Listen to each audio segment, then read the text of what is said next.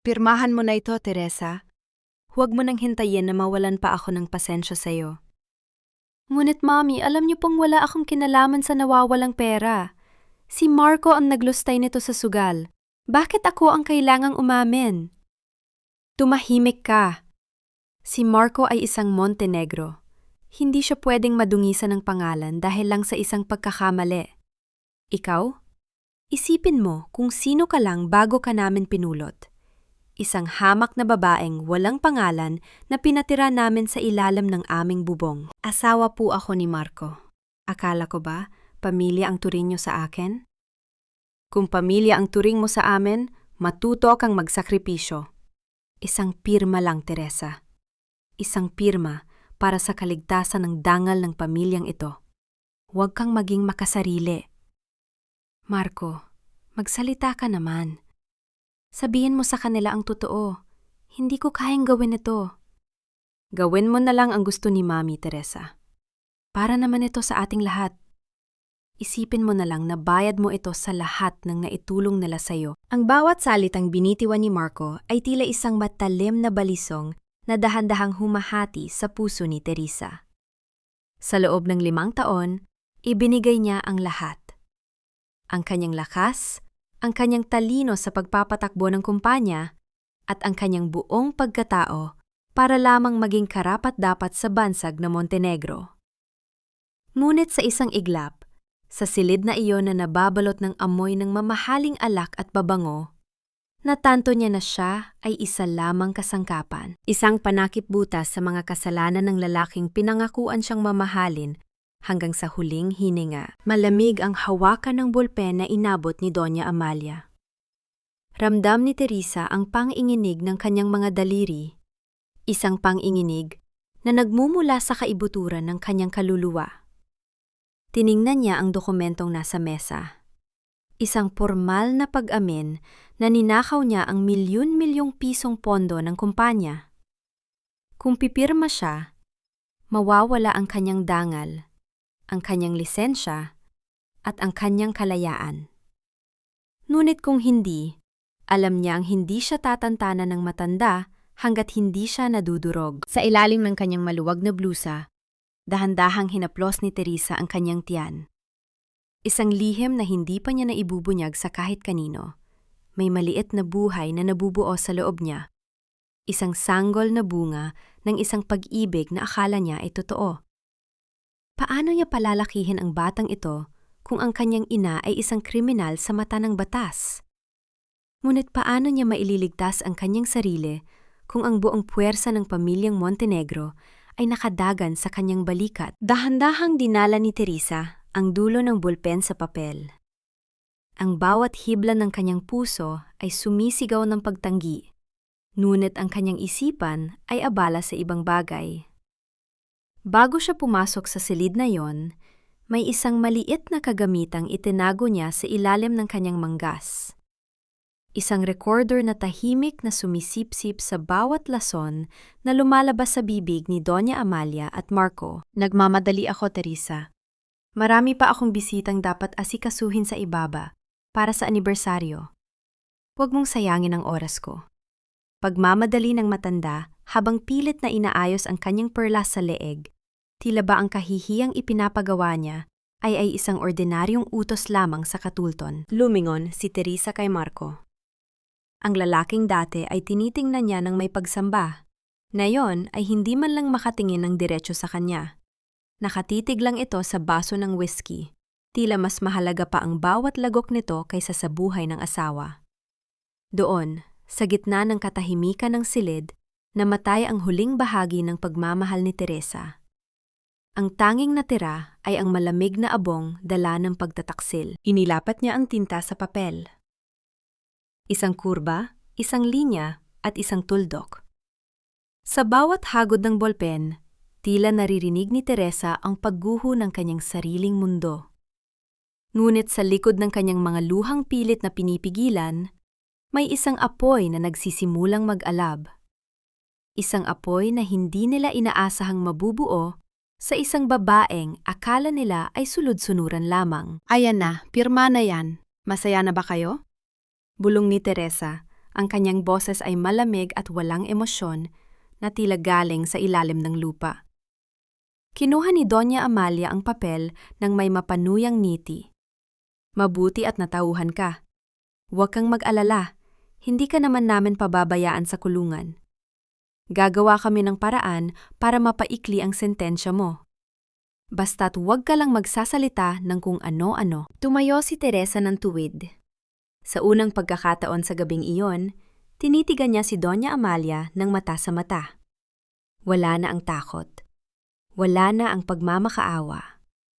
Ang tanging naroon ay ang isang matalim na katahimikang mas nakakabingi kaysa sa anumang sigaw. Tapos na ako rito, wika ni Teresa bago dahan-dahang tumalikod. Habang naglalakad siya palabas ng silid, narinig niya ang mahinang tawanan ni Marco at Amalia. Isang tawanang puno ng kagaanan ng loob dahil sa wakas ay meron na silang biktima. Ngunit hindi nila alam, sa loob ng bulsa ni Teresa, ang maliit na recorder ay patuloy na kumikislap ng pulang ilaw. Isang maliit na saksi sa isang malaking krimen. Paglabas niya ng mansyon, sinalubong siya ng malakas na buhos ng ulan. Ang bawat patak ay tila humahampas sa kanyang balat, sinusubukang hugasan ang dumi ng pamilyang Montenegro. Walang payong, walang sasakyan, at walang matuluyan. Naglakad si Teresa patungo sa malaking gate. Ang kanyang mga paa ay lumulubog sa basang lupa. Sa gitna ng kadiliman at ingay ng bagyo, isang pares ng maliwanag na ilaw ng sasakyan ang biglang tumama sa kanyang mukha. Napapikit si Teresa at napahinto. Ang tunog ng makina ay dahan-dahang lumalapit sa kanya. Tila isang halimaw na naglalakad sa gitna ng gabi. Isang itim na sasakyan ang huminto sa kanyang tapat at dahan-dahang bumaba ang bintana nito. Isang lalaking may matatalim na mata at misteryosong aura ang tumingin sa kanya. Hindi ito si Marco. Hindi rin ito sinumang kakilala niya mula sa marangyang mundo ng mga Montenegro. Gusto mo bang magbayad sila sa lahat ng ginawa nila sa iyo? Tanong ng lalaki. Ang boses ay kasing lalim ng kulog na gumugulong sa kalangitan. Napatitig si Teresa sa lalaki. Ang kanyang puso ay tumibok ng mabilis, hindi dahil sa takot, kundi dahil sa isang pagkakataong hindi niya inaasahan. Isang kamay ang inilahad ng lalaki palabas ng bintana. Isang paa niya ang maaaring maging kaligtasan niya o ang simula ng isa pang mas masakit na pagkakanulo. Sino ang lalaking ito? At paano niya nalaman ang nangyayari sa loob ng mga pader na bato ng mga Montenegro? Sino ka ba talaga? At anong kailangan mo sa akin? Hindi mo kailangang malaman ang pangalan ko sa ngayon, Teresa. Ang mahalaga ay alam ko ang bigat ng dalahin mo. Alam ko ang bawat luhang inubos mo sa loob ng mansyong iyan na tila isang bilangguan. Paano mo nalaman ang pangalan ko? Pinadala ka ba ni Mami Amalia para tapusin ako? Sa tingin mo ba, ang isang katulad ni Doña Amalia ay magpapadala ng tulong sa gitna ng bagyo? Mas gusto niyang makita kang nilalamon ng baha kaysa iabot ang kanyang kamay. Narito ako dahil may pareho tayong kaaway. Hindi ako nakikipag-usap sa mga estranggero, lalo na sa mga taong sumusulpot na lang sa gitna ng dilim. Matalino ka, Teresa. Iyan ang dahilan kung bakit kanila kinatatakutan. Pero sa pagkakataong ito, ang talino mo ay hindi sapat para labanan ang kapangyarihan ng mga Montenegro. Pumasok ka na, basang-basa ka na, at alam nating dalawa na hindi lang sarili mo ang dapat mong ingatan ngayon. Nanigas si Teresa sa kanyang kinatatayuan. Ang huling pangungusap ng lalaki ay tumagos sa kanyang puso. Alam ba nito ang tungkol sa kanyang dinadala? Paano? Wala pang isang oras mula nang makumpirma niya ang kanyang pagbubuntis sa pamamagitan ng isang simpleng test kit na itinago niya sa ilalim ng kanyang kama. Ang titig ng lalaki ay tila isang laser na bumabasa sa kanyang pinakamalalim na lihim. Sa gitna ng pagdadalawang isip, nanaig ang pangangailangan para sa kaligtasan. Dahan-dahan niyang binuksan ang pinto ng sasakyan at pumasok. Bit-bit ang giniginaw na katawan at ang naglalabang emosyon sa kanyang dibdib. Sa loob ng sasakyan, ang amoy ng mamahaling balat at isang pamilyar na bango ng sandalwood ang gumalot sa kanya. Kabaligtaran ng marangyang mansyon na iniwan niya, ang katahimikan dito ay hindi nakakasakal, kundi tila isang pansamantalang kanlungan. Hindi nagsalita ang lalaki. Pinaandar niya ang sasakyan nang walang anumang ingay ng pagkiskis ng gulong. Dahan-dahang lumalayo sa mga bakal na gate na nagkulong kay Teresa sa loob ng 5 taon. Habang nakatingin sa bintanang basang-basa ng ulan, biglang bumalik sa alaala ni Teresa ang init ng kusina sa mansyon ilang oras bago ang trahedya. Tila naririnig pa niya ang malambing na boses ni Lola Isabel, ang matandang tagapagsilbi na naging pangalawang ina niya sa loob ng bahay na yon. Uminom ka muna nito, iha.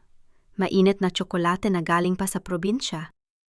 Alam kong pagod ka sa pag-aasikaso ng kumpanya. Ang malambot na tinig ni Lola Isabel ay tila isang mainit na yakap sa gitna ng malalamig na pader. Salamat po, Lola. Hindi ko lang po maintindihan kung bakit tila lalong humihigpit ang hawak ni Mami Amalia sa mga dokumento. May nararamdaman po akong hindi maganda. Sagot ni Teresa habang hinihimas ang baso. Ang pamilyang ito ay parang isang lumang puno, Teresa. Maganda tingnan sa labas, pero ang loob ay unti-unti nang kinakain ng anay. Mag-iingat ka, dahil ang mga anay na yan ay hindi namimili ng kakainin. Kahit ang pinakamahalagang sanga ay kaya nilang itumba. Ang babala ni Lola Isabel ay naging totoo ng mas mabilis kaysa sa inaasahan niya. Ngunit sa gitna ng kanyang pag-aalala noon, dumating si Clara, ang kanyang pinsan na itinuring niyang tunay na kapatid. Si Clara na pinag-aral niya, binilhan ng mga gamit at binigyan ng trabaho sa kumpanya bilang kanyang personal na assistant. Ate, huwag ka nang mag-alala. Narito ako, di ba? Hindi kita pababayaan. Wika ni Clara noon sabay abot ng isang maliit na pouch. Itago mo ito. Regalo ko sa'yo para sa anibersaryo niyo ni Kuya Marco. Huwag mo munang bubuksan. Sorpresa ito. Napapikit si Teresa sa sakit ng pag-alala. Ang pouch na iyon, na akala niya ay simbolo ng pagmamahal, ay maaring isaring patibong. Sa loob ng sasakyang ito, sa tabi ng lalaking hindi niya kilala, unt-unting nabubuo ang mga piraso ng puzzle sa kanyang isipan. Ang bawat mabuting salita ni Clara, ang bawat pag-iwas ng tingin ni Marco, at ang bawat utos ni Doña Amalia ay tila mga hakbang sa isang sayaw ng kamatayan na siya ang itinalagang biktima. Naramdaman ni Teresa ang paghinto ng sasakyan sa tapat ng isang tahimik na gusali. Tumingin sa kanya ang lalaki. Sa liwanag ng mga ilaw sa kalsada, nakita ni Teresa ang isang pilat sa gilid ng kilay nito. Isang marka ng pakikipaglaban. Dito ka muna magpapalipas ng gabi. Ligtas ka rito. Walang sinumang Montenegro ang makakatapak sa lugar na ito. Wika ng lalaki habang inaabot ang isang susi. Bakit mo ginagawa ito? Anong kapalit? Ang kapalit ay ang panunood sa pagbagsak ng imperyong nagpaiyak sa iyo. Buksan mo ang pouch na binigay ng pinsan mo, Teresa. Doon mo malalaman kung gaano kalalim ang sugat na ibinigay nila sa iyo. Nang makaalis ang lalaki, naiwan si Teresa sa isang silid na simple, nuwit malinis. Ang katahimikan ay tila isang mabigat na kumot. Dahan-dahan niyang binuksan ang pouch na binigay ni Clara. Inasahan niyang alahas o isang liham ng pasasalamat ang naroon. Ngunit ang bumagsak sa kanyang palad ay isang litrato. Isang litrato ni Marco at Clara na magkayakap sa isang lugar na pamilyar kay Teresa. Ang kanilang kama. Kasabay ng pagbagsak ng litrato ay ang pagtunog ng kanyang cellphone sa loob ng bag. Isang text message mula sa isang hindi kilalang numero ang lumitaw sa screen. Huwag kang lilingon, Teresa. Ang katarungan ay hindi nakukuha sa pag-iyak, kundi sa paghihintay ng tamang sandali. Bukas, magsisimula ang tunay na laro. Napahawak si Teresa sa kanyang dibdib. Ang sakit ay tila isang apoy na gustong lumabas sa kanyang lalamunan. Hindi lang pala pera ang ninakaw sa kanya. Hindi lang dangal. kundi pati ang tiwala sa tanghing pamilyang akala niya ay sa kanya. Habang nakatayo sa gitna ng silid, isang anino ang gumalaw sa labas ng kanyang bintana. Isang aninong tila nagmamasid, naghihintay, at nakikinig sa bawat tibok ng kanyang pusong sugatan. Ate, ayusin mo ang tayo mo. Kailangang makita nila na wala kang kinatatakutan.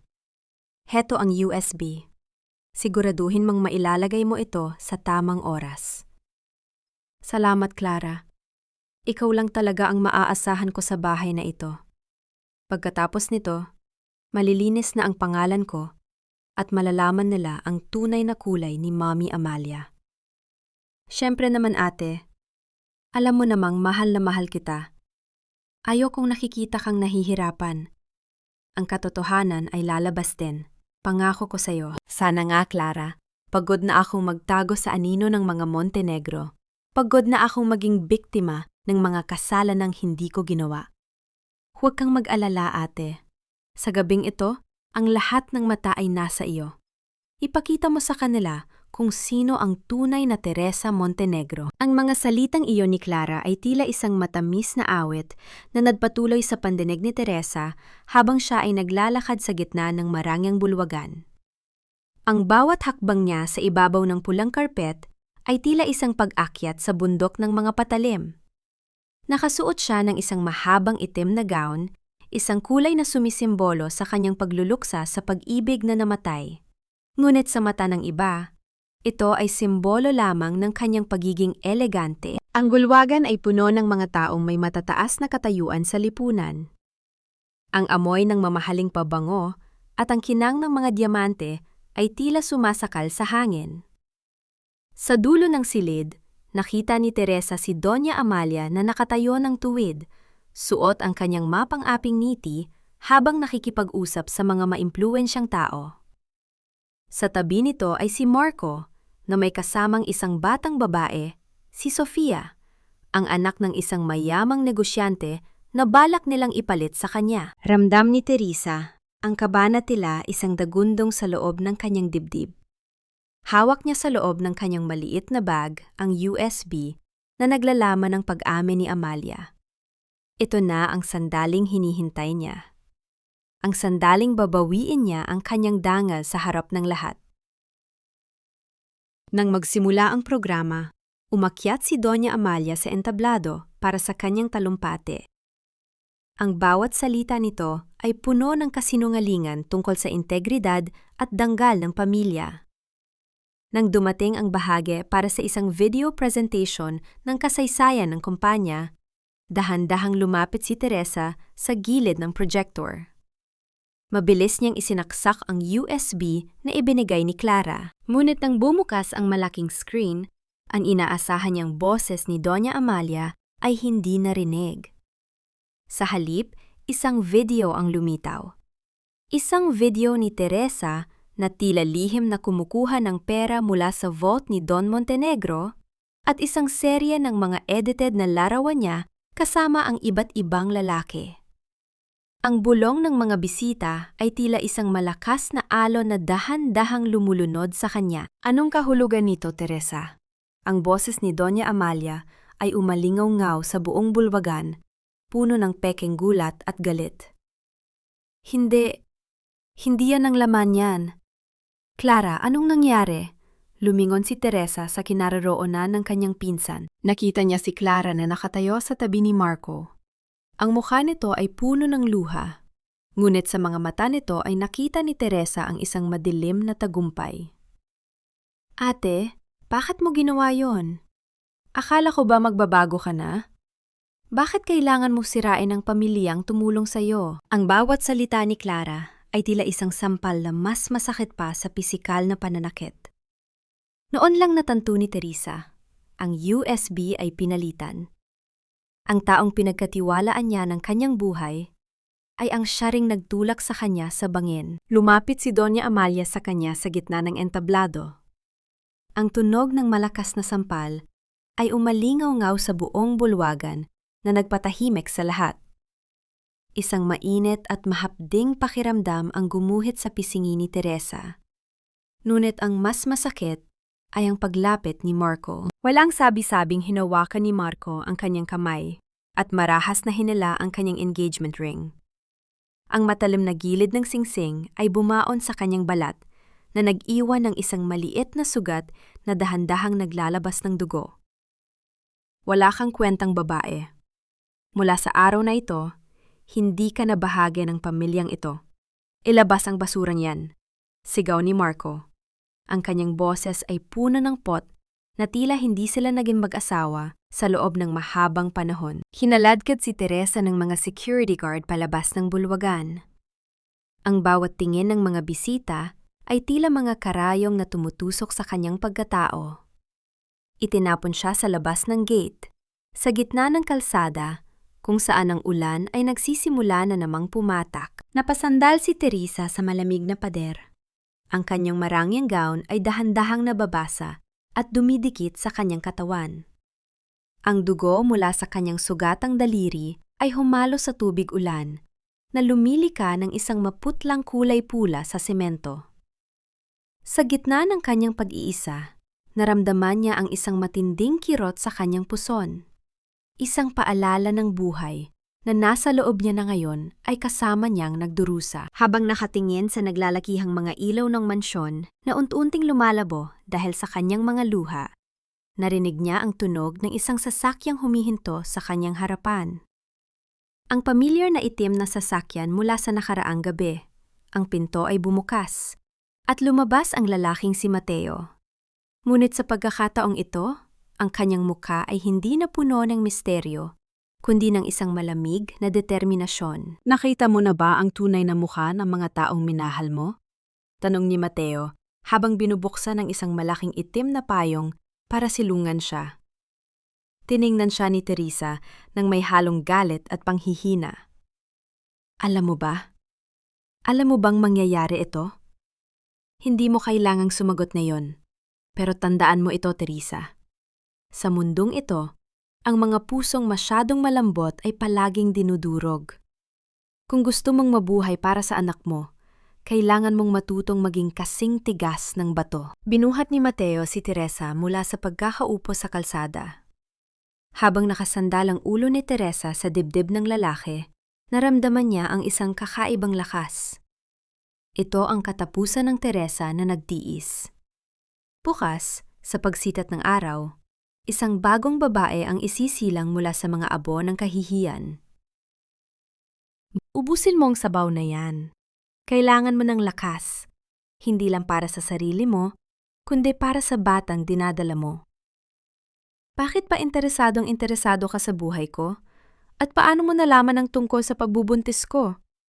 Maging ang asawa ko, hindi pa ito alam.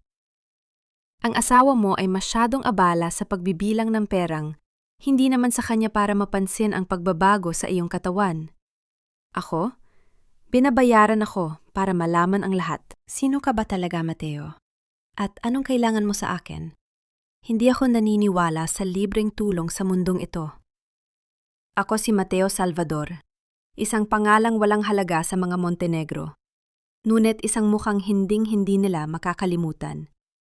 Ako ang anak na pilit nilang ibinaon sa limot. Ang bunga ng kasalan ng ayaw aminin ng iyong yumaong biyenan. Nagulat si Teresa sa kanyang narinig.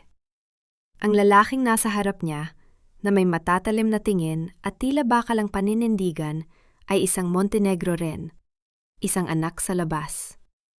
Sa isang iglap, naintindihan ni Teresa kung bakit ganun na lamang ang pot sa mga mata ni Mateo nang banggitin ang pangalan ng pamilya.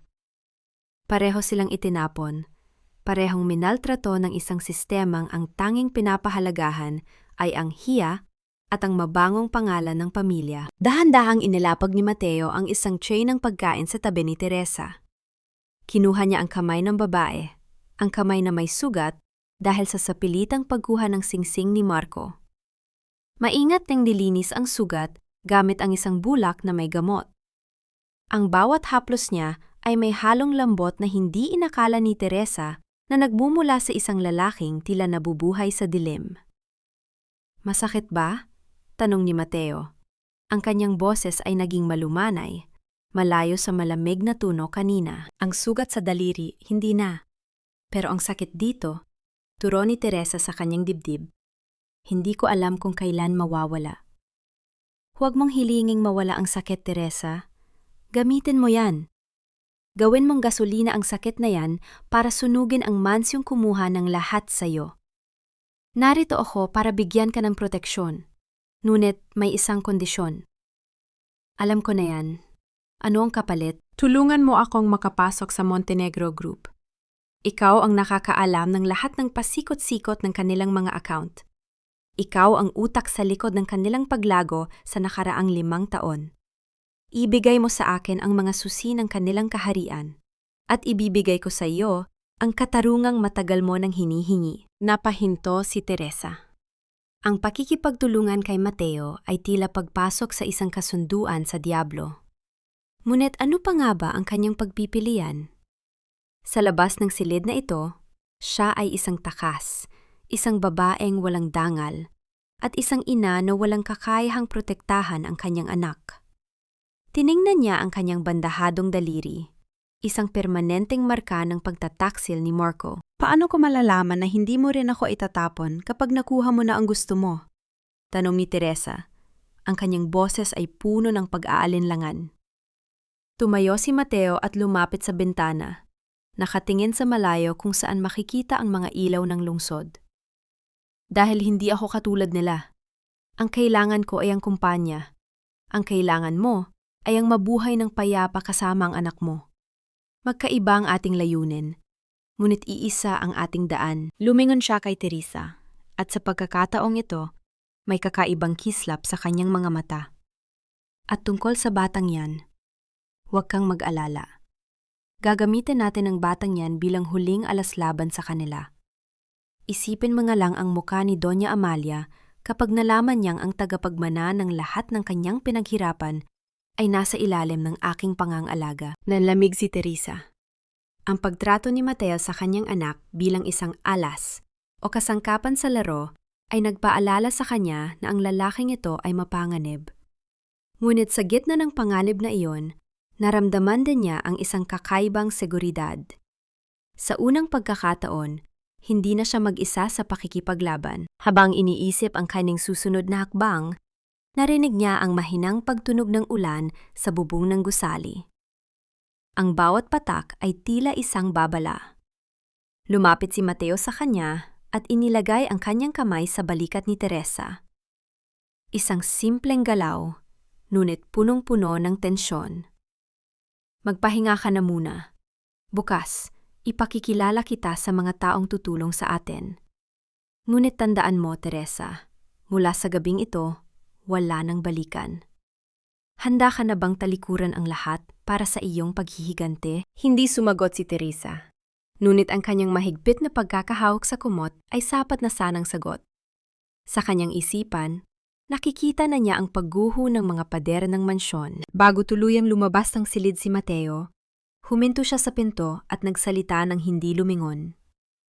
Nga pala, may nakalimutan akong sabihin. Ang iyong pinsan na si Clara, hindi lang siya basta nag-espiya sa'yo. Matagal na siyang may planong kunin ang lahat ng mayroon ka, kabilang na ang iyong asawa. At sa tingin ko, may mas malalim pa silang sikretong itinatago na hindi mo pa natutuklasan. Naiwang mag-isa si Teresa sa dilim. Ang kanyang isipan ay pilit na binubuo ang mga huling salita ni Mateo. Anong sikreto? Ano pa ba ang maaring mas masakit kaysa sa pagtataksil na naranasan na niya? Naku, hiha, bakit naman ang isang katulad mong mukhang senyorita ay napadpad dito sa aming munting eskinita? Sa putikan at amoy isda. Minsan po kasi, Aling Nena, ang mga nakatira sa palasyo ay mas dukha pa sa mga nakatira sa barong-barong. Mas pipiliin ko na ang amoy ng tuyo kaysa sa amoy ng bulok na pagkatao. Tama ka dyan. Ang pera nauubos. Pero ang ugaling bulok habang buhay na yan. Dito sa amin, kahit mahirap, hindi kami nagnanakaw ng dangal ng iba. Sana po ay matulungan niyo ako. Hindi ko kailangan ng pera. Kailangan ko lang ng mga taong may matatalas na mata at mabilis na dala. Naku, nasa tamang lugar ka, Teresa. Ang mga kababaihan dito sa Barangay San Roque, daig pa ang investigador ng gobyerno kung mag-usisa. Sabihin mo lang kung sino ang dapat nating itumba sa chismis at kami na ang bahala. Isang linggo na ang nakalipas mula nang lisanin ni Teresa ang maranyang kondominium ni Mateo para lumipat sa isang maliit at siksikang apartment sa isang barangay sa gilid ng Riles. Ito ay bahagi ng kanyang plano. Alam niyang sa mundong ginagalawan ng mga Montenegro, ang tanging kinatatakutan nila ay ang mawalan ng muka sa publiko. At sa Pilipinas, walang mas makapangyarihan sa pagbuwag ng reputasyon kaysa sa hukbo ng mga marites. Ang silid ni Teresa ay maliit, mainit, at tila sumasakal sa kanya sa tuwing gabi. Ngunit dito niya naramdaman ang isang uri ng kalayaang matagal nang ipinagkait sa kanya. Sa umaga, sumasama siya sa mga kababaihan sa labas ng kanilang mga bahay. Nakaupo sa maliliit na bangkito, nakikilahok siya sa pagbabalat ng bawang at paghihimay ng malunggay. Dito, sa gitna ng tawanan at ingay ng mga bata sa kalsada, dahan-dahang naglalabas ng blind item si Teresa. Alam niyo ba, Aling Nena, simula ni Teresa, habang maingat na nagbabalat ng bawang, ang kanyang mga daliri na dati ay puro alahas ngayon, ay may mansa na ng dumi mula sa palengke. May isang mayamang pamilya riyan sa Forbes. Akala mo kung sinong malilinis, pero ang totoo, baon na sa utang dahil sa sugal ang kaisa-isang anak na lalaki. Talaga? Sino yan, Hiha? Naku, yan ang mahirap sa mga mayayaman. Akala mo ay ginto ang kinakain, utang palang pambili. Sagot ng isang kapitbahay habang abala sa paglalaba sa tapat ng poso. Huwag niyo na lang sabihing sa akin galing. Pero ang balita ko, pati ang asawa ng lalaking yon, ginawang biktima. Pinagbintangan nilang nagnakaw para lang pagtakpan ang kahihiyan nila. Nakakaawa, di ba? Pati buntis, hindi pinatawad. Ang balitang ito ay tila apoy na mabilis na kumalat sa buong barangay at mula doon, tumagos ito sa mga social media groups ng mga kasambahay, driver at cook na nagtatrabaho sa mga marangyang subdibisyon. Ang kapangyarihan ng tsismis ay unti-unting bumubuo ng isang dambuhalang alon na handang humampas sa pintuan ng mga Montenegro. Habang abala ang lahat, napansin ni Teresa ang isang babaeng laging nakasuot ng malaking sombrero at sunglasses na madalas dumaan sa dulo ng eskinita. Laging nakatingin ang babaeng ito sa kanyang direksyon, tila binabantayan ang bawat galaw niya. Ramdam ni Teresa ang kaba. Alam niyang hindi siya tuluyang makakapagtago kay Doña Amalia. Isang hapon, habang nagpapahinga si Teresa sa ilalim ng isang puno ng mangga, lumapit sa kanya ang isang batang lalaki at inabutan siya ng isang pirasong papel. Para kay ate maganda raw po, galing sa mama na nasa loob ng kotseng itim. Wika ng bata bago mabilis na tumakbo palayo. Pinuksan ni Teresa ang papel. Walang nakasulat na salita, kundi isang retrato lamang. Retrato iyon ni Marco, kuha sa loob ng isang madilim at tago na pasugalan sa probinsya. Sa tabi niya ay isang tumpok ng pera at ang kanyang muka ay puno ng pawis at desperasyon. Sa likod ng retrato, may nakasulat na maikling mensahe. Ang lason ay nagsisimula ng gumana. Panoorin mo silang mabulok. Alam ni Teresa na galing yon kay Mateo. Ngunit ang mas ikinagulat niya ay ang sumunod na pangyayari. Isang malakas na sigawan ang narinig niya mula sa di kalayuan. Ang mga tao ay nagkumpulan sa harap ng isang maliit na tindahan na may telebisyon. Hala! Ang balita sa TV! Isang sikat na negosyante, huling-huli sa video na nakikipag-away sa loob ng isang illegal gambling den. Sigaw ni Aling Nena. Tumakbo si Teresa patungo sa kumpol ng mga tao. Sa screen ng telebisyon, malinaw na malinaw ang mukha ni Marco Montenegro. Nakikipagsigawan ito sa mga bouncer habang pilit na itinatago ang kanyang mukha mula sa mga kamera ng mga cellphone ng mga taong nakapaligid sa kanya. Ang video ay viral na. Mayroon na itong milyon-milyong views sa loob lamang ng isang oras. Yan ang lalaking sinasabi ko sa inyo, bulong ni Teresa sa mga kababaihan sa paligid. Naku, Teresa! Ang kapal naman ng mukha ng pamilyang yan. Sila pa ang may ganang magpalayas sa'yo. Galit na sigaw ng isang kapitbahay. Sa gitna ng kaguluhan, nakaramdam si Teresa ng isang kakaibang ginhawa. Ngunit panandalian lamang ito.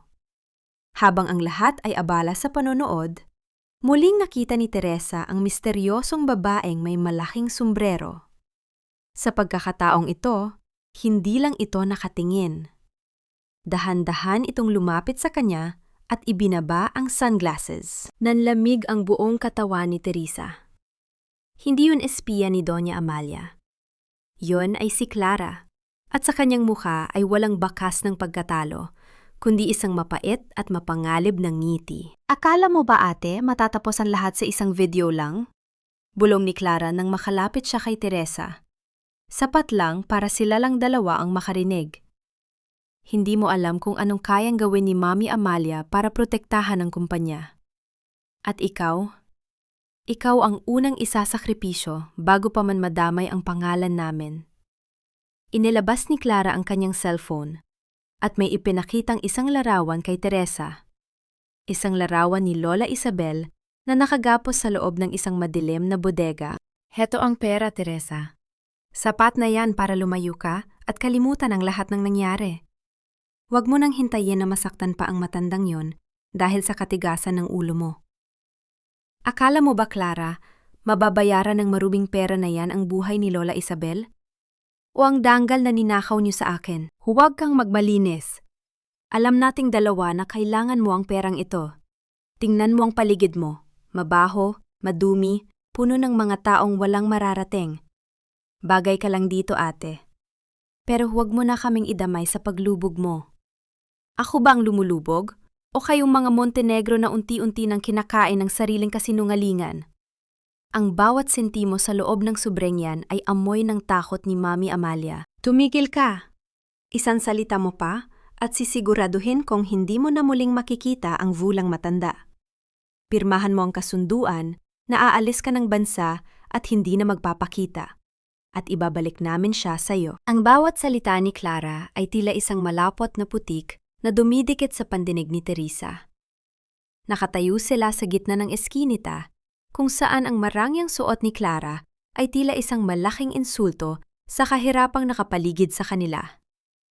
Ramdam ni Teresa ang pang-angatog ng kanyang mga tuhod, hindi dahil sa takot kay Clara, kundi dahil sa imahe ni Lola Isabel na nakagapos sa loob ng bodegang ipinakita sa kanya kanina. Tiningnan ni Teresa ang makapal na subreng hawak ni Clara. Naririnig niya ang marahang pagaspas ng mga papel sa loob nito habang hinahampas ng hangin. Sa loob ng 5 taon, si Clara ang pinagkatiwalaan niya, ang tinuring niyang kapatid na babaeng hindi niya kailanman nagkaroon. Ngunit na yon, ang mukhang dati ay puno ng tamis, ay nababalot na ng isang mapait na kasakiman. Dahan-dahang kinuha ni Teresa ang sobre. Nakita niya ang panandaliang pagkislap ng tagumpay sa mga mata ni Clara. Isang mapanlinlang na kislap na tila nagsasabing, nakuha na naman nila ang gusto nila. Ngunit bago pa man makapagsalita si Clara, binitawan ni Teresa ang sobre. Hindi niya ito iniabot pabalik. Sa halip, hinayaan niyang bumagsak ang sobre sa gitna ng isang malalim na hukay ng putikan sa kalsada. Ang tunog ng paglubog ng mabigat na papel sa malapot na dumi ay tila isang hudyat ng bigmaan. Yan ang halaga ng pera niyo, Clara. Basura. Gaya ng turing niyo sa mga taong nagmahal sa inyo. Malamig na wika ni Teresa. Ang kanyang boses ay hindi nang hiniid kahit isang saglit. Anong ginawa mo? Baliw ka na ba? Iyan ang tanging paraan para maligtas ang matandang iyan, sigaw ni Clara. Ang kanyang mukha ay namula sa galit at hiyang nararamdaman habang nakatingin sa kanyang maruming sapatos na natalsikan ng putik. Sabihin mo kay Mami Amalia, hindi niyo ako mapapaalis sa pananakot. Kung may mangyaring masama kay Lola Isabel, sisiguraduhin kong ang buong mundo ang makakaalam ng bawat baho ng pamilyang Montenegro. Hindi lang video ni Marco ang ilalabas ko, kundi pati ang mga account na matagal ko nang itinago. Habang nagaganap ang tensyon sa Eskinita, sa loob ng marangyang mansyon ng mga Montenegro, ang atmosfera ay tila isang bulkang malapit ng sumabog. Ang dating tahimik at kontroladong tahanan ay puno ngayon ng sigawan. Si Marco ay nakikipag-away sa kanyang bagong fiancé na si Sofia, na ngayon ay nag-iimpake na ng gamit dahil sa kahihiyang idinulot ng viral video ng pagsusugal nito. Hindi ko kayang manatili sa pamilyang ito, Marco. Ang sabi niyo ay maayos ang lahat, pero ang totoo ay pinagtatawanan na kayo ng buong bansa. Sigaw ni Sofia bago marahas na isinara ang pinto ng kanyang sasakyan. Si Doña Amalia ay nakaupo sa kanyang paboritong upuan. Ngunit wala na ang dati nitong tindig. Ang kanyang mga kamay ay dahan-dahang nanginginig habang binabasa ang mga balita sa diaryo at social media. Ang kumpanya ay unti-unti nang binabawi ng mga bangko at ang kanilang mga kasosyo sa negosyo ay isa-isa nang pumuputol ng koneksyon. Sa gitna ng kanyang pag-iisa, lumapit ang kanyang sekretarya na may dalang isang puting sobre. Madam, may dumating pong dokumento mula sa isang courier. Sabi po ay confidential at para sa inyo lamang. Dahan-dahang binuksan ni Amalia ang sobre. Inakala niyang isa na naman itong demand letter mula sa abogado. Ngunit nang makita niya ang laman, tila tumigil ang pagtibok ng kanyang puso. Isang DNA result. Ang pangalan ni Mateo Salvador at ang pangalan ng kanyang yumaong asawa, si Don Montenegro, ay magkatabi sa papel na may markang 79.9% probability of paternity. Isang mapait na tawa ang kumawala sa bibig ni Amalia. Isang tawang puno ng pighati at kabaliwan. Ang lihim na matagal na niyang ibinaon sa limot, ang anak sa labas na inakala niyang naglaho na, ay buhay at ngayon ay bumabalik para kunin ang lahat ng sa kanya. Samantala, pabalik sa Eskinita, naiwang nakatayo si Clara sa gitna ng putikan habang si Teresa ay dahan-dahang naglalakad palayo nang hindi man lang lumingon. Sa isang sulok ng kalsada, napansin ni Teresa ang isang maliit na butones na nalaglag mula sa suot ni Clara. Isang gintong butones na may tatak ng Montenegro. Pinulot niya ito at hinigpitan ang pagkakahawak. Sa pagkakataong ito, hindi lang paghihigante ang nasa isip niya. Ramdam niya ang tibok ng puso ng kanyang anak sa loob ng kanyang sinapupunan, na tila nagbibigay sa kanya ng lakas na harapin ang anumang unos. Nang marating ni Teresa ang kanyang apartment, isang itim na sasakyan ang naghihintay sa kanya. Sa loob nito, si Mateo ay nakatingin sa labas. Ang mukha ay seryoso at tila may malalim na iniisip. Nagsimula ng pagguho, Teresa, wika ni Mateo pagkabukas ng bintana. Nasa kamay na ni Amalia ang katotohanan tungkol sa akin. Pero may isang bagay na dapat mong malaman. Si Clara, hindi lang siya nagtatrabaho para kay Amalia. May iba pa siyang kinatatakutan. At sa tingin ko, iyon ang dahilan kung bakit siya desperado. Sino? Tanong ni Teresa. Ang taong nagbabantay sa atin sa dilim mula pa noong unang gabi. Umiyak ka na, Teresa. Huwag mo nang pigilan. Walang ibang makakakita sa iyo rito, kundi ang dilim at ang sarili mong anino. Bakit mo ba ako pinipilit na maging mahina, Mateo? Hindi ba sabi mo, kailangan kong maging kasing tigas ng bato para mabuhay? Hindi kahinaan ang pag-iyak, lalo na kung ang bawat luhang papatak ay simbolo ng paglaya mula sa mga taong pilit kang dinurog. Ang tunay na kahinaan ay ang pagtatago ng sakit hanggang sa mabulok ang iyong kaluluwa. Madaling sabihin para sa iyo. Ikaw, tila wala kang nararamdaman. Tila ang bawat galaw mo ay kalkulado, parang isang makina na walang puso. Nagkakamali ka. Ang puso ko ay matagal na ring nadurog, Teresa. Kaya lang ako ganito ay dahil natutunan ko ng buian ang mga piraso nito sa paraang walang sinuman ang muling makakasakit sa akin. Kumain ka na. Huwag nating hayaang magutom ang bata dahil lang sa galit mo sa mundo. Sa loob ng isang maliit at tago na restaurant sa gilid ng dagat, malayo sa ingay ng Maynila at sa gulo ng mga Montenegro, nakaupo sina Mateo at Teresa.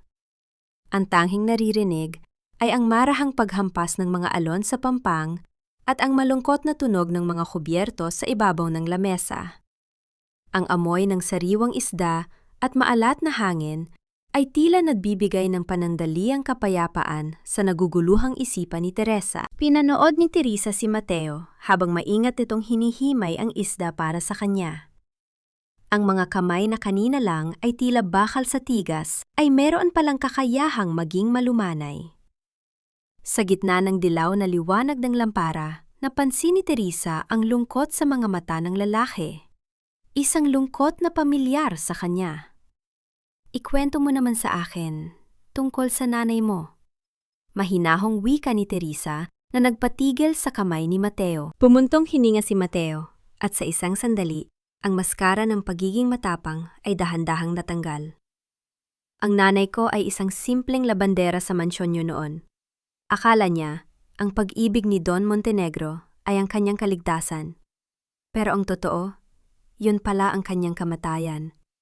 Nang malaman ni Amalia ang tungkol sa akin, itinapon kami sa kalsada na parang mga basura.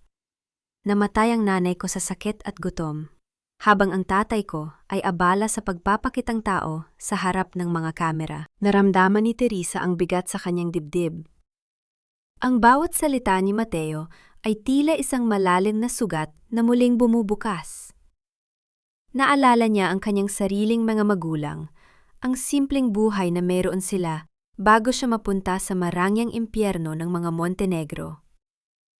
Pareho pala tayong biktima ng kanilang hiya, Mateo. Ang danggal na sinasabi nila ay nakatayo sa ibabaw ng mga bangkay ng mga taong tulad natin. Kaya ko ito ginagawa, Teresa. Hindi lang para sa pera, kundi para maramdaman nila ang lamig ng kalsadang tinulugan namin ng nanay ko. At ikaw ang nag-iisang tao na nakakaunawa sa dilim na nasa loob ko. Dahan-dahang inilahad ni Mateo ang kanyang kamay at hinawakan ang kamay ni Teresa sa ibabaw ng lamesa. Ang init ng kanyang palad ay tila isang kuryenteng gumuhit sa buong katawan ni Teresa. Sa unang pagkakataon, hindi siya nakaramdam ng takot. Sa halip, naramdaman niya ang isang uri ng koneksyon na hindi niya kailanman naramdaman kay Marco. Isang ugnayang nabuo sa gitna ng sakit at pagdurusa. Ito ang kanilang golden moment.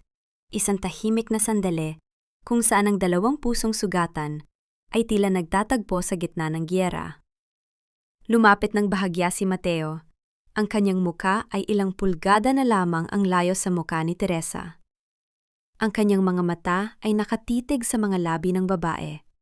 Tila nagtatanong kung may puwang pa ba para sa pag-ibig sa gitna ng paghihigante. Dahan-dahan niyang inilipat ang kanyang kamay mula sa palad ni Teresa patungo sa umbok ng tiyan nito. Isang malambot at maingat na haplos na tila isang panata.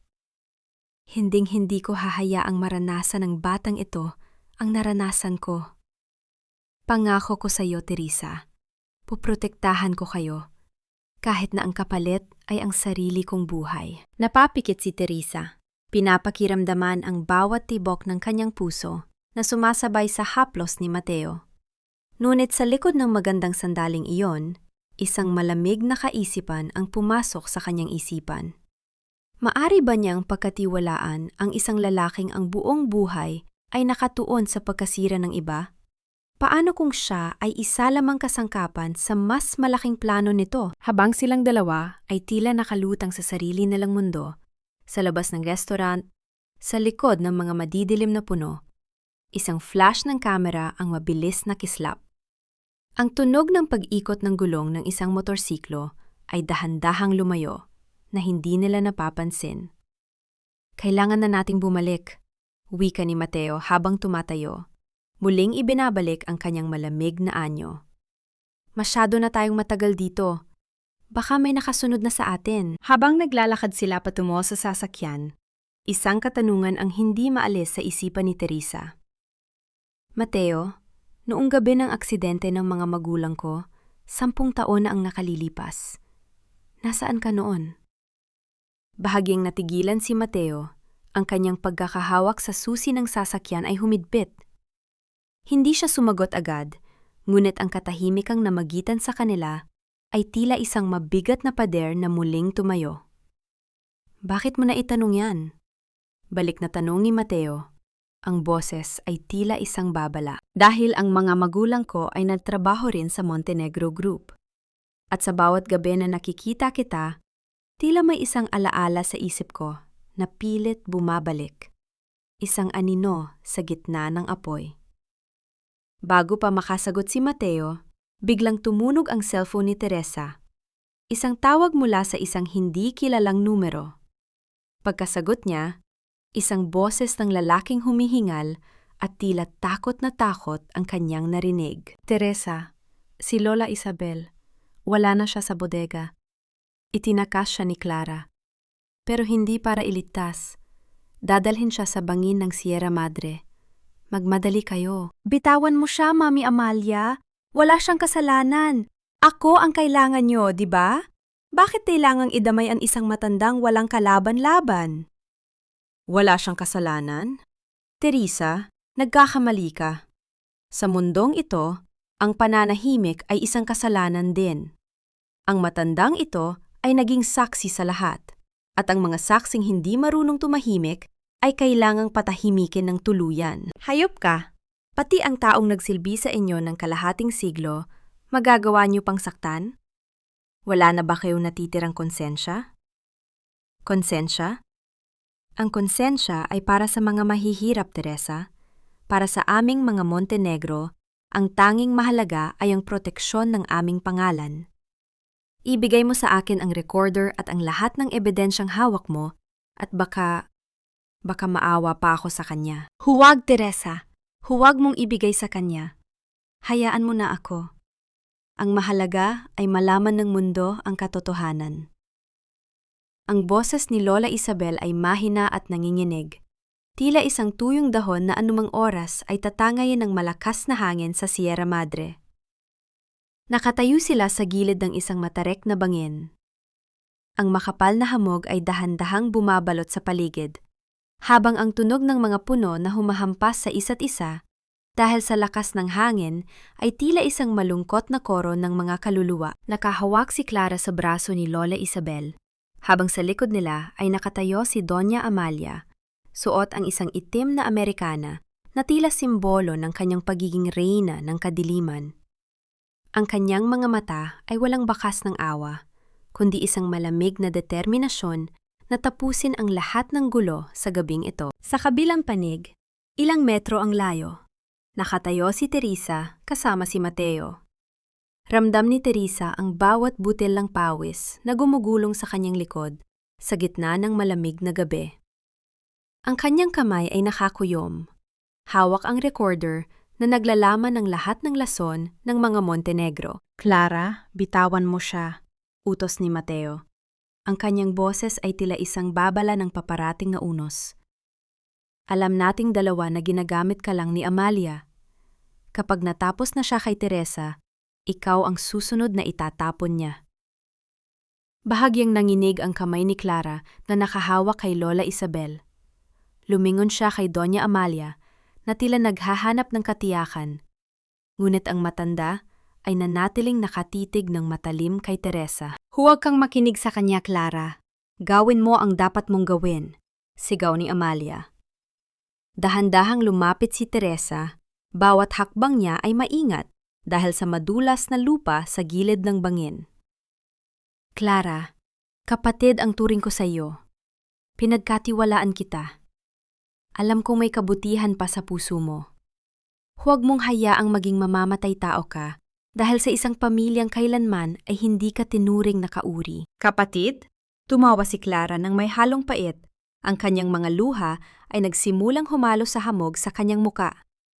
Kailan mo ako tinuring na kapatid? Palagi kang nasa itaas, Teresa. Ikaw ang magaling. Ikaw ang paborito. Ikaw ang asawa ni Marco. Ako? Ako ang laging nasa anino mo. Ang tanging paraan para makaangat ako ay ang pumanig sa taong may kapangyarihan. Pero sa anong kapalit, Clara? Ang buhay ng taong nag-alaga rin sa'yo.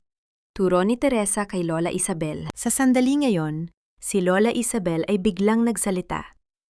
Ang kanyang boses ay naging matatag sa gitna ng panganib.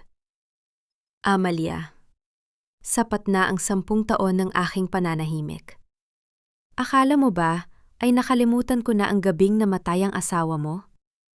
Akala mo ba ay hindi ko nakita kung paano mo pinabagal ang pagdating ng tulong habang siya ay inaatake sa puso? Nanlaki ang mga mata ni Doña Amalia. Ang kanyang muka ay naging kasing puti ng papel. Tumahimik ka, matandang vula. Pinapakain kita, binibigyan kita ng matutuluyan, at ito ang igaganti mo sa akin? Ang katotohanan ay hindi nakakain, Amalia, at ang katotohanan yan ang papatay sa iyo. Dugtong ni Lola Isabel. Dahil sa galit, mabilis na lumapit si Amalia at itinulak si Clara para siya mismo ang humawak kay Lola Isabel. Marahas niyang hinila ang matanda patungo sa pinakagilid ng bangin. Ang mga bato ay dahan-dahang naglalaglagan sa ilalim, na lumilika ng isang nakakatakot na tunog sa gitna ng katahimikan. "Bitawan mo siya!" sigaw ni Teresa. Akma siyang tatakbo, ngunit pinigilan siya ni Mateo. "Huwag, Teresa, mapanganib!" wika ni Mateo. Ito ang golden moment ni Teresa. Sa gitna ng takot para sa buhay ni Lola Isabel, nakita niya ang isang maliit na rosaryo na nakasabit sa kamay ng matanda. Isang rosaryo na ibinigay ni Teresa rito nung unang taon niya sa mansyon. Ang rosaryong iyon ay simbolo ng kanilang ugnayan, ng kanilang pag-asa. Tumingin si Lola Isabel kay Teresa at numiti ng bahagya. Isang ngiting tila nagpapaalam. Sa isang iglap, kumuha ng lakas ang matanda at marahas na kumawala sa pagkakahawak ni Amalia.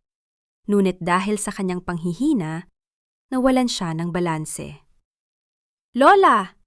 sigaw ni Teresa. Ang katahimikan ng Sierra Madre ay biglang nabasag.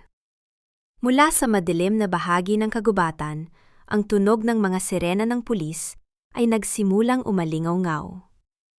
Ang mga asul at pulang ilaw ay tumama sa mga puno na lumilika ng isang magulong sayaw ng mga anino. Ang mga awtoridad ay mabilis na lumabas mula sa kanilang mga sasakyan. Ngunit ang kanilang mga baril ay hindi nakatutok kay Teresa o kay Mateo. Maging ang mga Montenegro ay nagulat nang makita ang mga pulis na mabilis na pinalibutan ang kinaroroonan ni Marco, na kanina pa pala nakatago sa loob ng isa sa mga sasakyan sa likod. "Marco Montenegro, you are under arrest for multiple counts of fraud and illegal gambling operations," sigaw ng isang opisyal. Sa gitna ng kaguluhan, si Doña Amalia ay napasandal sa isang puno. Ang kanyang trono ay tuluyan ng gumuho.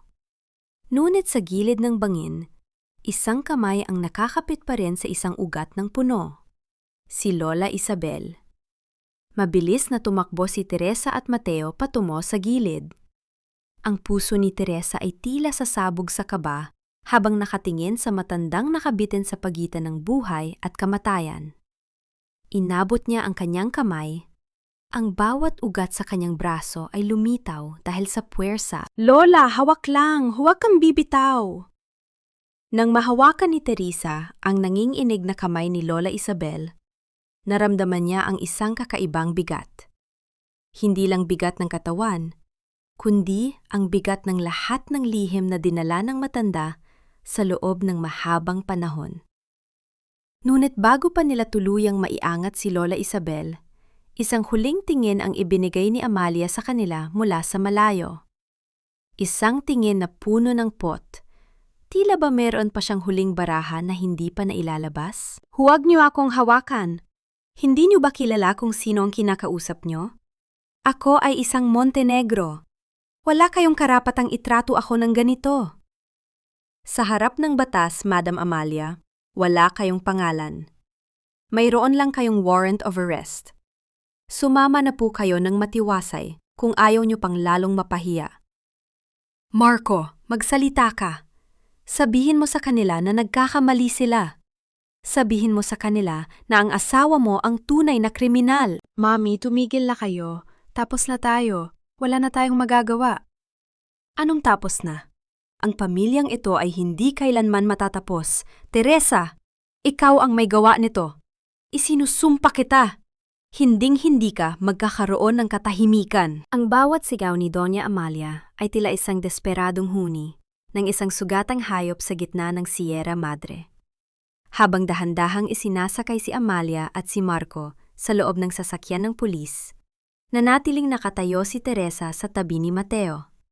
Hawak-hawak pa rin niya ang nanginghinig na kamay ni Lola Isabel na sa wakas ay nailigtas nila mula sa bingit ng kamatayan. Ang malamig na bakal ng posas na kumalansing sa mga kamay ng mga Montenegro ay tila isang musika sa pandinig ni Teresa. Isang tunog ng katarungang matagal na niyang ipinagdarasal. Sa loob ng sumunod na ilang araw, ang buong Pilipinas ay tila nabulabog. Ang bawat pahayagan, bawat istasyon ng telebisyon, at bawat sulok ng social media ay puno ng balita tungkol sa pagbagsak ng Imperyong Montenegro. Ang video ng pag-amin ni Amalia at ang mga ebidensya ng ilegal na pagsusugal ni Marco ay naging mitsa ng isang malaking sunog na tumupok sa kanilang reputasyon. Ang hukbo ng mga marites sa Barangay San Roque ay nagdiriwang tila ba sila mismo ang nanalo sa loterya. Si Sofia, ang mayamang fiancé ni Marco, ay tuluyan ng naglaho matapos ipaanul ang kanilang engagement at bawiin ang lahat ng puhunang ipinasok ng kanyang pamilya sa kumpanya. Ang mansyon na dati ay sentro ng kapangyarihan ay naging isang malamig at walang buhay na gusali, na ngayon ay napalilibutan na ng mga dilaw na tape ng mga awtoridad. Ito ang golden moment ni Teresa. Isang umaga, habang nakaupo siya sa kanyang maliit na apartment, malayo na sa gulo ng mga Montenegro, kumuha siya ng isang supot ng mainit na pandesal.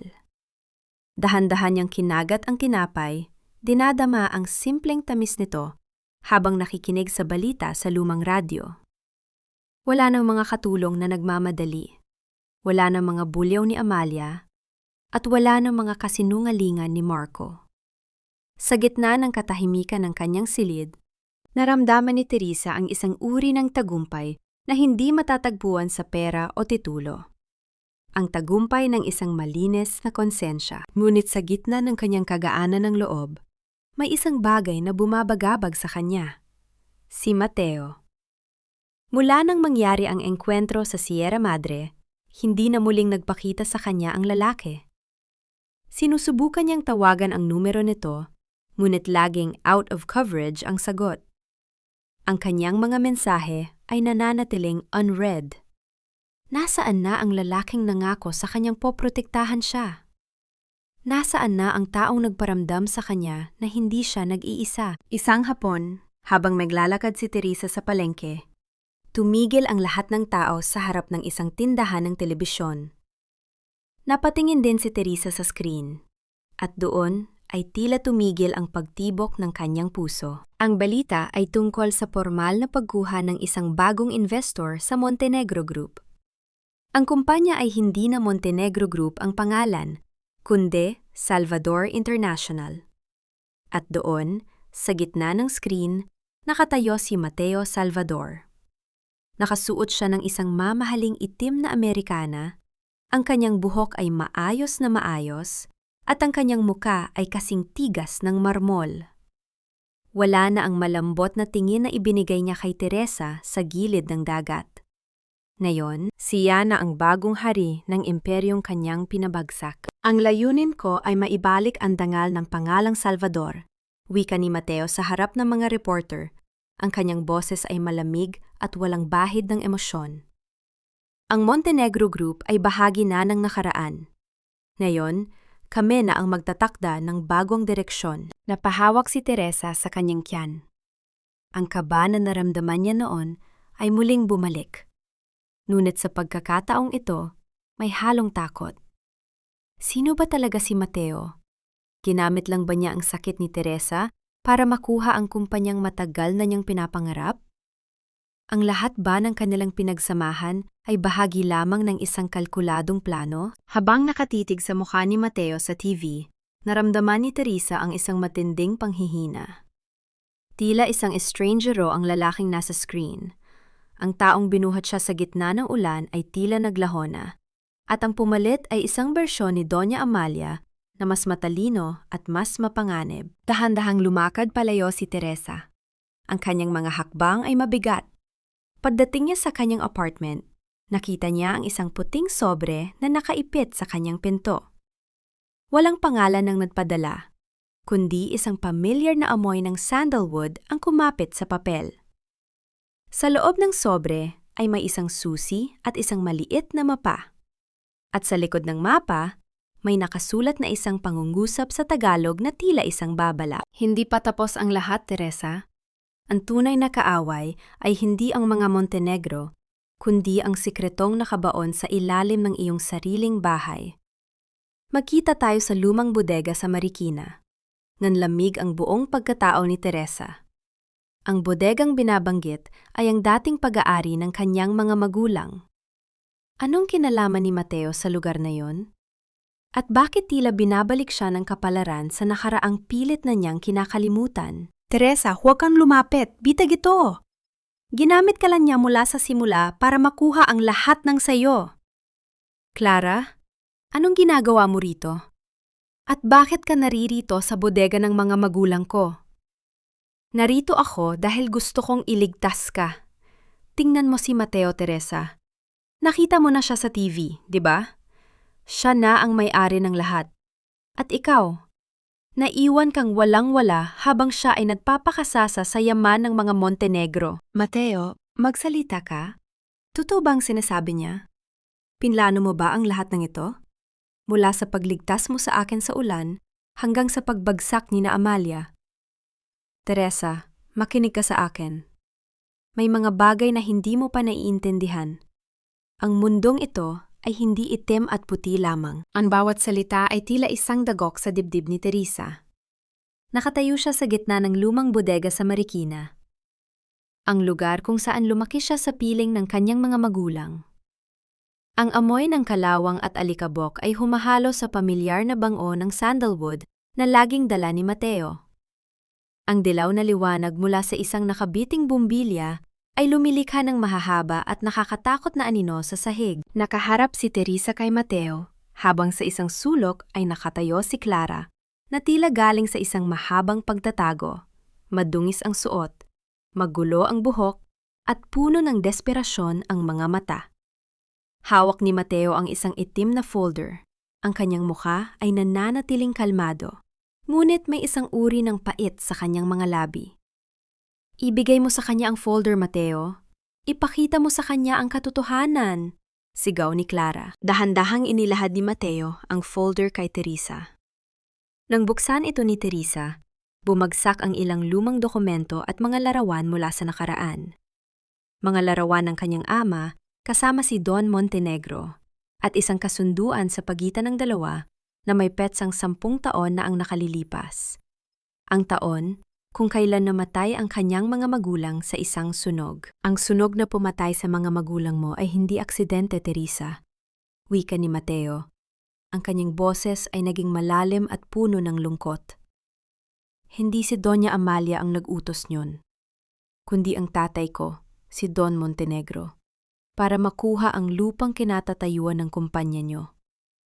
At ang taong nagtimpla ng lason para sa mga magulang mo noong gabing yon ay ang tatay ni Clara.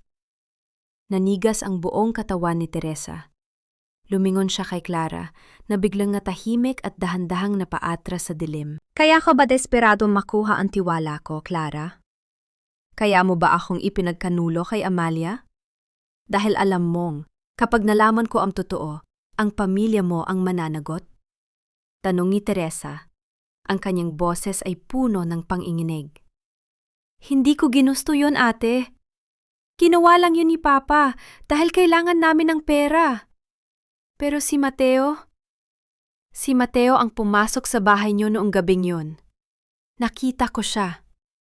Siya ang huling lumabas bago sumabog ang lahat. Sigaw ni Clara. Tumingin si Teresa kay Mateo nang may halong puot at paggalito. Totoo ba? Ikaw ba ang pumatay sa kanila? Huminga ng malalim si Mateo at lumapit ng isang hakbang kay Teresa. Pumasok ako sa loob para iligtas sila, Teresa, pero huli na ang lahat. Ang tanging nagawa ko ay iligtas ang mga dokumentong ito na magpapatunay sa krimen ng tatay ko. Sa loob ng 10 taon, nabuhay ako sa pagnanais na ituwid ang pagkakamali ng pamilyang Montenegro. Kaya ko kinuha ang kumpanya, hindi para sa akin, kundi para ibalik ito sa iyo. Inilapag ni Mateo ang kanyang kamay sa ibabaw ng folder. Ang Salvador International ay nasa pangalan mo na, Teresa. Lahat ng yaman, lahat ng kumpanya, ay ibinalik ko na sa tunay na may-ari. Yan ang dahilan kung bakit kinuha ko ang lahat mula sa kanila. Para walang matira sa kanila at maibigay ko ang lahat sa iyo. Ito ang golden moment ng pagtutuos. Sa gitna ng sakit at galit, nakita ni Teresa ang katotohanan sa mga mata ni Mateo. Ang lalaking akala niya ay gagamit sa kanya ay siya palang nag-aalay ng kanyang buong buhay para sa kanyang katarungan. Ngunit sa kabila ng lahat ng yaman at tagumpay, naramdaman ni Teresa ang isang matinding pag-iisa. Nakuha ko na ang kumpanya, Mateo. Nakuha ko na ang hustisya. Pero anong halaga nito kung ang bawat hakbang ko ay puno ng dugo at kasinungalingan? Bulong ni Teresa habang dahan-dahang bumabagsak ang kanyang mga luha sa mga lumang larawan ng kanyang mga magulang. Kailangan mong pumili, Teresa, wika ni Mateo habang dahan-dahang lumalapit, ang kanyang muka ay puno ng pagsusumamo. Maari mong ituloy ang buhay na ito bilang reyna ng imperyong ito, o maaari mong iwan ang lahat at magsimulang muli. Pero anuman ang piliin mo, narito ako. Hindi bilang isang Salvador, kundi bilang lalaking nagmahal sa iyo mula pa noong gabing yon sa gitna ng apoy. Sa gitna ng madamdaming sandali, isang tunog ng pagkasa ng baril ang narinig nila mula sa madilim na sulok. Si Clara ay nakaturo ang baril kay Teresa. Ang kanyang mukha ay puno ng kabaliwan. Kung hindi mapupunta sa akin ang yaman na ito, walang makikinabang. Sinira niyo ang buhay ko. Wala na akong pamilya. Wala na akong dangal. Sigaw ni Clara habang nanginginig ang kanyang mga kamay. Clara, ibaba mo ang baril. Sigaw ni Mateo habang humaharang sa harap ni Teresa. Isang putok ang umalingaw-ngaw sa loob ng bodega na sinundan ng isang matinding katahimikan. Ang amoy ng pulbura ay humalo sa alikabok ng nakaraan. Naramdaman ni Teresa ang bigat ng katawan ni Mateo na dahan-dahang sumandal sa kanya. Napatingin siya sa puting polo nito na ngayon ay dahan-dahang nababahira ng pula. Ang kanyang puso ay tila tumigil sa pagtibok. Sa huling pagkakataon, pinatunayan ni Mateo na ang kanyang pangako ay hindi lamang mga salita. Huwag kang bibitaw, Mateo. Sabi mo, poprotektahan mo kami, di ba? Hindi mo pwedeng iwan ang anak mo ng ganito. Manatili ka sa amin, parang awa mo na. Teresa, patawarin mo ako. Lahat ng ito, ginawa ko para sa inyo. Huwag kang iiyak. Masisira ang iyong ganda. Huwag kang magsalita ng ganyan. Hindi mo ako pwedeng iwan pagkatapos ng lahat. Mateo! Mateo! Ate, hindi ko sinasadya. Hindi ko sinasadyang barilin siya. Gusto ko lang makuha ang dapat ay sa akin. Umalis ka na, Clara. Lumayo ka sa amin. Ang bawat patak ng dugo ni Mateo ay nasa kamay mo. Hinding-hindi kita mapapatawad. Ang sigaw ni Teresa ay umalingaw-ngaw sa loob ng malamig at madilim na bodega na sinasabayan ng tunog ng paparating na ambulansya sa labas. Hawak-hawak niya ang dahan-dahang nanalamig na katawan ni Mateo, habang ang kanyang mga kamay ay nababahira ng pulang likidong tila nagniningning sa ilalim ng bumbilya. Si Clara ay napaatras, binitawan ang baril at tuluyan ng nilamon ng dilim sa labas bago pa man siya maabutan ng mga pulis. Sa sumunod na mga linggo, ang mundo ni Teresa ay tila huminto. Ang ingay ng Maynila, ang gulo ng kumpanya, at ang bawat pahina ng balita ay tila naging isang malabong bulong lamang sa kanyang pandinig. Ang kanyang bawat araw ay ginugugol niya sa loob ng isang puting silid sa ospital, nakaupo sa tabi ng kama ni Mateo, hinihintay ang bawat paggalaw ng kanyang mga daliri. Isang hapon, habang ang sinag ng araw ay dahan-dahang pumapasok sa bintana, naramdaman ni Teresa ang isang mahinang haplos sa kanyang kamay. Pagdilat niya, nakita niya ang mga mata ni Mateo, pagod, ngunit puno ng buhay. Teresa, bulong ni Mateo. Ang boses ay tila isang marahang hanging dumaan sa mga dahon. Narito lang ako, Mateo. Huwag kang mag-alala. Ligtas na tayo. Sagot ni Teresa. Ang kanyang mga luha ay muling pumatak, ngunit sa pagkakataong ito ay dahil sa labis na kagalakan. Ito ang kanilang golden moment. Isang sandali ng tahimik na pagkilala sa gitna ng lahat ng sakripisyo. Hindi na kailangan ng maraming salita. Sa pagitan ng kanilang mga kamay na magkahawak, tila nabuo ang isang pangako ng bagong simula. Nang tuluyang gumaling si Mateo, gumawa si Teresa ng isang desisyong nagulat sa lahat. Ibinigay niya ang pamamahala ng Salvador International sa isang board of directors at sa mga mapagkakatiwalaang tao ni Mateo. Itinira lamang niya ang sapat na halaga para sa kanilang kinabukasan. Ang yaman na naging sanhi ng napakaraming kamatayan at pagkakanulo ay tila naging isang mabigat na tanikalang nais na niyang tanggalin. Handa ka na ba? Tanong ni Mateo habang nakatayo sila sa harap ng kanilang sasakyan, handa nang lisanin ang lungsod. Higit pa sa handa, Mateo. Gusto ka nang makalanghap ng hangin na walang amoy ng usok at kasinungalingan, sagot ni Teresa habang hinahaplos ang kanyang malaki ng tiyan. Ang kanilang paglalakbay patungo sa Pangasinan ay tila isang pagbabalik sa sinapupunan ng kalikasan. Ang bawat luntiang bukid na nadadaanan nila ay tila nagbubura sa bawat madilim na alaala ng nakaraan. Kasama nila sa sasakyan si Lola Isabel, na ngayon ay masaya nang nagkukwento tungkol sa kanyang kabataan, malayo sa takot na hatid ni Doña Amalia. Pagdating nila sa isang maliit na bahay sa tabi ng dagat, sinalubong sila ng amoy ng maalat na hangin at ang tunog ng mga alon na tila isang kundiman. Ang bahay ay simple lamang, gawa sa kahoy at may malaking beranda na nakaharap sa paglubog ng araw. Dito, sa gitna ng katahimikan ng probinsya, unt-unting humilom ang mga sugat ni Teresa. Hindi na siya ang babaeng nagtitiis sa mansyon ng mga Montenegro. Hindi na siya ang alpha survivor na punong-puno ng galit. Ngayon, siya ay isang babaeng natutong magpatawad sa sarili at tumanggap ng pag-ibig na walang kondisyon. Isang gabi, habang nakaupo sina Mateo at Teresa sa dalampasigan, nakamasid sa kumukutitap na mga bituin, inilapag ni Mateo ang kanyang ulo sa balikat ni Teresa. Minsan, iniisip ko kung paano kung hindi kita nakita noong gabing iyon, bulong ni Mateo. Siguro ay lunod na ako sa ulan at sa sarili kong luha. Pero salamat, Mateo, dahil tinuruan mo akong lumaban para sa aking sarili. Ngunit sa gitna ng kanilang kapayapaan, may isang bagay na hindi pa nasasagot. Isang hapon, nakatanggap si Teresa ng isang sulat mula sa kulungan. Isang sulat mula kay Marco Montenegro. Ang sulat ay hindi humihingi ng pera o ng tulong, kundi ng isang bagay na mas mahirap ibigay. Tiningnan ni Teresa ang malawak na dagat. Ang kanyang puso ay tila nakikipagbuno sa huling piraso ng kanyang nakaraan. Dapat ba niyang buksan ang pintong ito para sa huling pagkakataon? Basahin mo na ang sulat, Teresa. Huwag mong hayaang maging tinik yan sa iyong puso habang buhay. Natatakot ako, Mateo. Natatakot ako na baka isang salita lang mula sa kanya ay bumalik lahat ng hapdi. Akala ko ay tapos na. Akala ko ay wala na siyang kapangyarihan sa akin. Ang kapangyarihan niya ay wala sa papel na yan, kundi nasa iyong takot. Harapin mo siya sa huling pagkakataon, hindi bilang kanyang asawa, kundi bilang isang babaeng malaya na. Bakit na yan pa?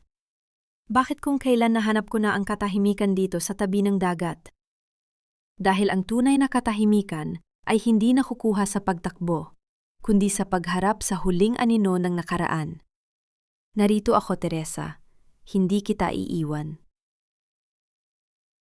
Sa maliit na beranda ng kanilang bahay sa Pangasinan, kung saan ang amoy ng maalat na hangin ay humahalo sa bango ng pulbos ng isang sanggol.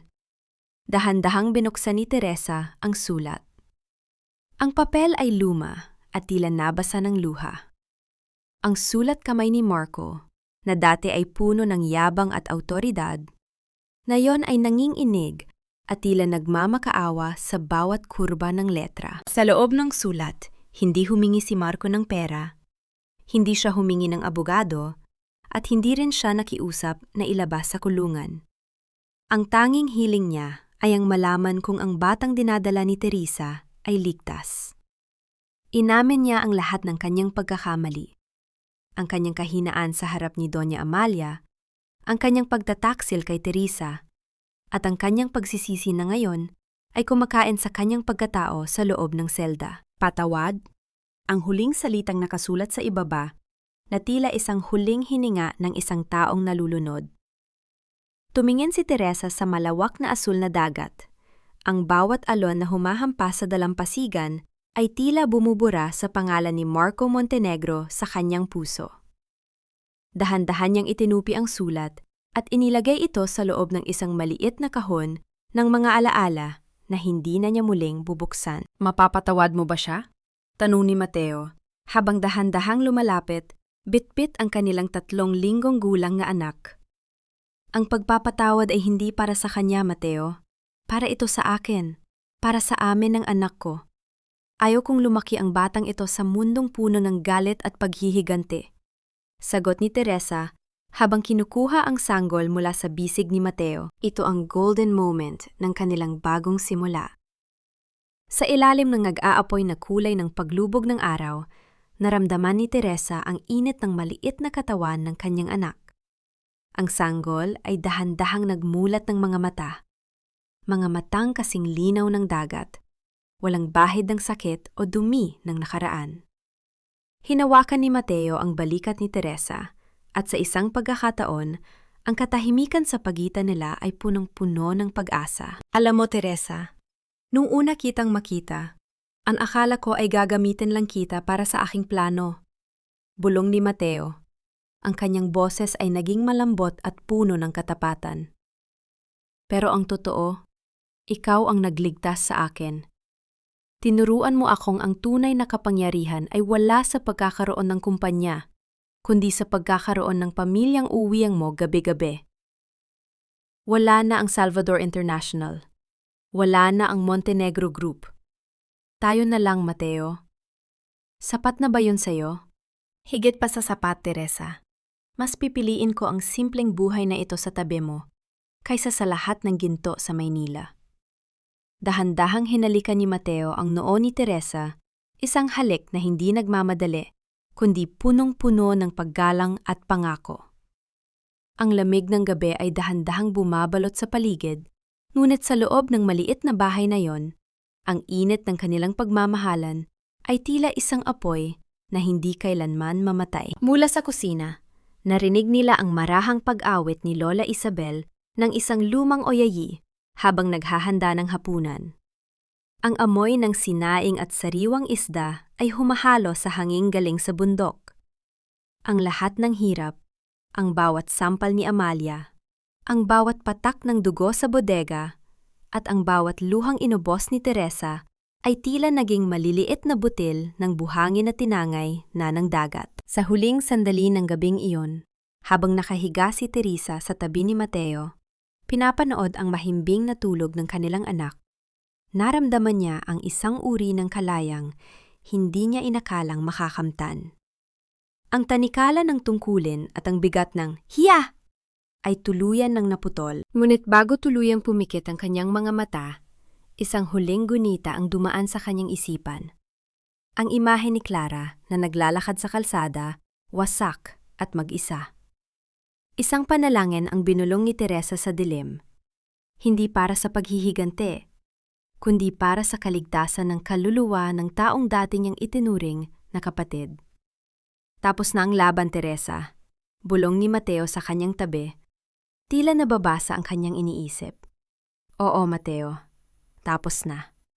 At ngayon, magsisimula na ang ating tunay na buhay. Ang tunog ng mga alon sa dalampasigan ay nagpatuloy sa kanilang ritmo.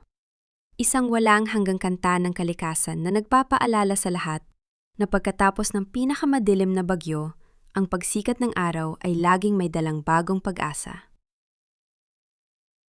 Lumipas ang 3 taon. Ang simoy ng hangin sa Pangasinan ay nananatiling kasing tamis ng mga alaala ng tagumpay.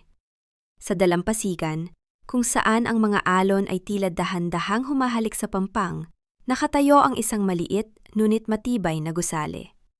Ito ang Paaralan ng Bagong Pag-asa, ang eskwelahang itinayo ni Teresa para sa mga anak ng mga mangingisda.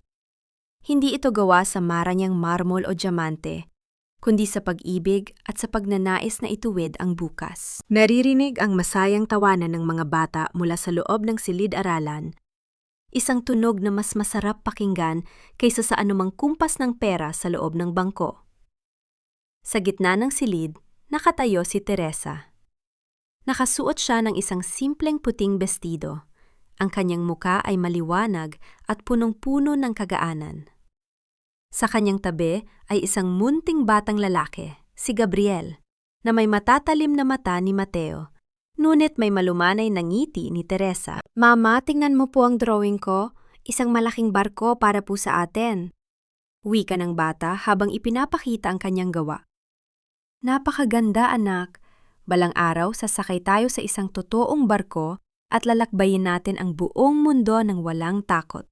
Sagot ni Teresa habang hinahaplos ang buhok ng anak. Dahan-dahang bumukas ang pinto at pumasok si Mateo. Wala na ang kanyang matitigas na Amerikana. Ngayon, suot niya ang isang simpleng t-shirt at pantalon, bitbit ang isang basket ng mga sariwang prutas at mga bagong aklat para sa eskwelahan. Lumapit siya kay Teresa at mabilis na nagnakaw ng isang halik sa kanyang pisingi na nagdulot ng mahinang hagikik mula kay Lola Isabel na abala sa pag-aayos ng mga bulaklak sa mesa. "Mukhang pagod ang ating guro ngayon," biro ni Mateo habang inilalagay ang kanyang braso sa baywang ni Teresa. "Pagod man, Mateo, pero punong-puno naman ang puso. Ito ang buhay na pangarap ko lang noon. Ang buhay na akala ko ay hinding-hindi ko makakamtan dahil sa bigat ng nakaraan," tugon ni Teresa habang nakasandal ang kanyang ulo sa balikat ng asawa. Isang hapon, nagpasya ang pamilya na umakyat sa burol kung saan nakahimlay ang mga magulang ni Teresa. Ang puntod ay maayos at napapalibutan ng mga puting bulaklak.